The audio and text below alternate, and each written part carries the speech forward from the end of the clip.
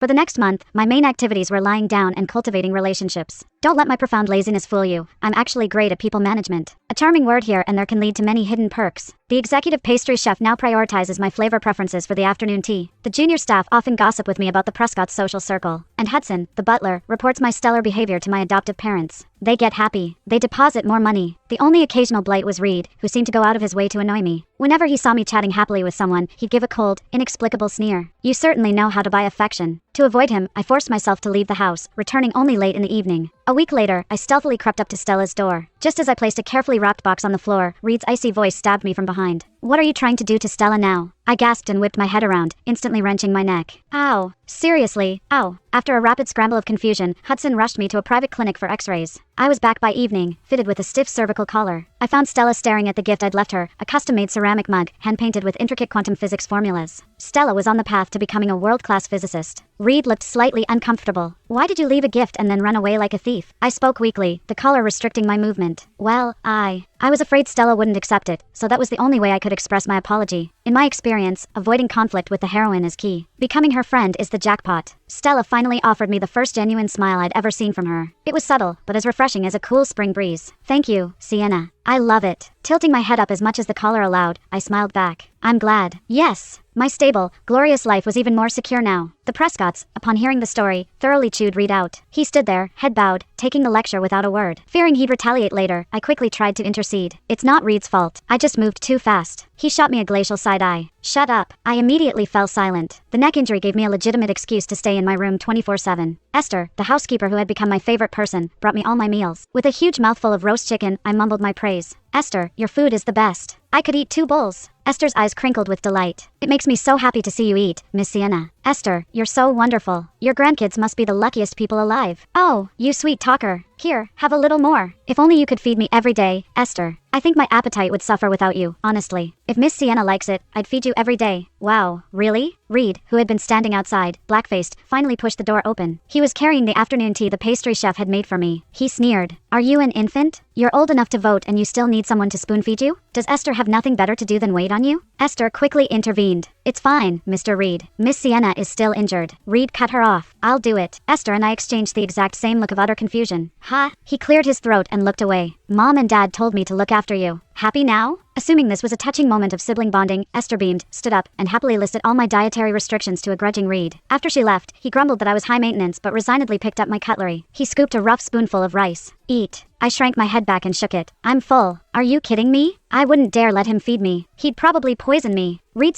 shoved the